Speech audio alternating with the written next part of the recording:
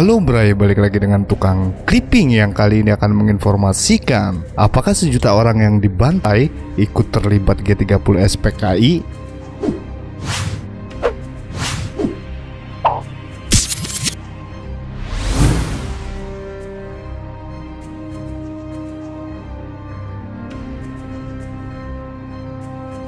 Sejarawan mencatat puluhan ribu hingga sejuta orang dibantai usai G30 SPKI tahun 1965. Apakah orang-orang itu memang terlibat kudeta G30 SPKI sehingga layak dibantai? Sebelum dilanjutkan, jangan lupa tekan tombol subscribe di channel Tukang Clipping. Angka soal jumlah orang yang dibantai pada pembunuhan massal 1965-1966 memang misterius. Sejarawan Robert Cribb menghimpun angkanya. Yang pasti ada banyak orang yang meninggal, dan itu bukan cuma angka, tapi manusia. Komisi Pencari Fakta yang dibentuk pada Desember 1965 menyatakan jumlahnya 76.500 orang tewas. Survei Kopkamtib menyatakan jumlahnya 1 juta orang tewas. Pangkopkamtib pada 1976 menyatakan 500.000 orang tewas. Puluhan ribu hingga sejuta orang itu adalah anggota PKI, simpatisan PKI, dan orang-orang yang dituduh PKI pada tahun itu. Mereka diburu dan dihabisi lantaran dianggap terlibat gerakan 30 September 1965 yang menewaskan 6 jenderal, 3 perwira, 1 polisi, dan 1 putri jenderal. Berdasarkan bahan-bahan pokok G30 SPKI dan penghancurannya yang diterbitkan Lembaga Ketahanan Nasional pada Maret 1969, pemerintah menganggap mereka semua bertanggung jawab atas G30 SPKI. Berikut adalah kutipan dari buku itu, sebagaimana dimuat dalam buku John Rosa, Dalih Pembunuhan Massal, Gerakan 30 September, dan Kudeta Soeharto. Pertanyaan: apakah benar bahwa G30 SPKI yang menggerakkan adalah PKI? Dan apakah setiap anggota PKI tentu terlibat dalam G30 SPKI? Jawab: benar. A.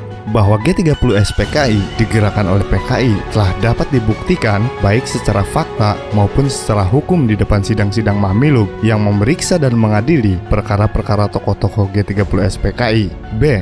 Seluruh anggota PKI dapat dianggap terlibat baik secara langsung maupun tidak langsung. Setiap orang berkewajiban melaporkan pada penguasa bila ia mengetahui bahwa suatu kejahatan akan dilakukan, dan juga sesuai dengan prinsip organisasi PKI bahwa keputusan pimpinan partai mengikat seluruh anggota. Jadi, pemerintah Orde Baru saat itu menganggap seluruh anggota PKI, tidak hanya elit parpol yang ingin kudeta saja, terlibat.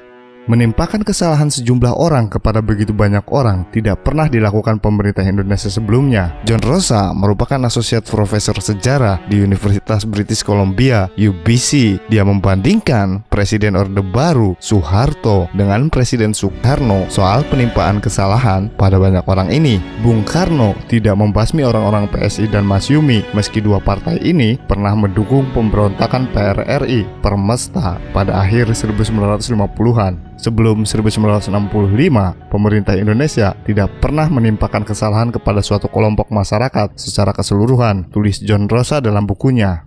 Masyumi bubar gara-gara kasus PRRI. Bung Karno lewat Kepres nomor 200 tahun 1960 tertanggal 17 Agustus 1960 membubarkan Masyumi. Pertimbangannya, partai melakukan pemberontakan serta pemimpin-pemimpinnya ikut Pemerintah Revolusioner Republik Indonesia (PRRI) atau Republik Persatuan Indonesia. Untuk PSI, Partai Sosialis Indonesia, Bung Karno menerbitkan Kepres nomor 201 tahun 1960 untuk membubarkan Partai Besutan Sultan Syahrir ini. Pimpinan PSI, yakni Sultan Syahrir, ditangkap di rumahnya dan dipenjara dari 1962 sampai 1965 hingga jatuh sakit dan meninggal saat berobat di Swiss. Ditangkap pula pada 1962 anak Agung Gede Agung, Subandrio, Sastrotomo, dan Sultan Hamid II. Tokoh Masyumi yang ditangkap ada Prawoto, Mangku Sasmito, Yunan Nasution, Kiai Haji Isa Ansari, dan Mohrum. Meski begitu, orang-orang Masyumi dan PSI tidak lantas diburu dan dibunuh. Sultan Syahrir bahkan ditetapkan sebagai pahlawan nasional pada 1966 lewat keputusan presiden yang ditekan Bung Karno sendiri.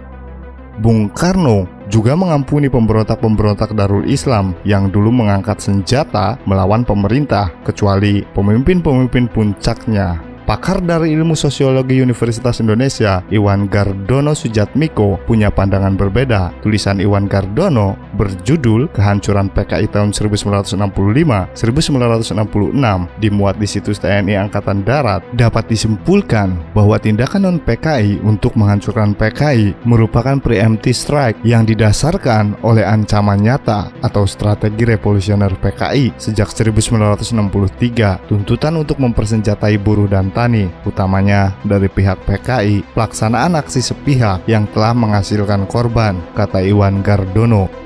Dia menggunakan teori just war yang dikembangkan Mikhail Walzer 1977 untuk menentukan justifikasi moral, yakni apakah penghancuran semua orang PKI itu sah secara moral atau tidak. Iwan menyamakan pihak PKI dengan pihak Jerman dan Jepang dalam Perang Dunia Kedua. Dari pihak non-PKI sebagai Amerika Serikat, AS, dan Sekutu. Pada 1945, pihak Sekutu menghancurkan Jerman dan bahkan membom atom Hiroshima dan Nagasaki. Banyak sekali warga sipil yang tidak tahu apa-apa ikut tewas. Tapi dalam kasus ini tetap saja bukan AS dan Sekutu yang salah, melainkan Jerman dan Jepang yang salah. Jelaslah bahwa pihak PKI merupakan pihak yang salah dan kalah. Sebagai akibatnya, pihak yang salah harus siap menanggung akibatnya, kata Iwan. Demikianlah Bray, apakah sejuta orang yang dibantai ikut terlibat G30S PKI yang dilansir dari detik.com. Bagaimana pendapat kalian?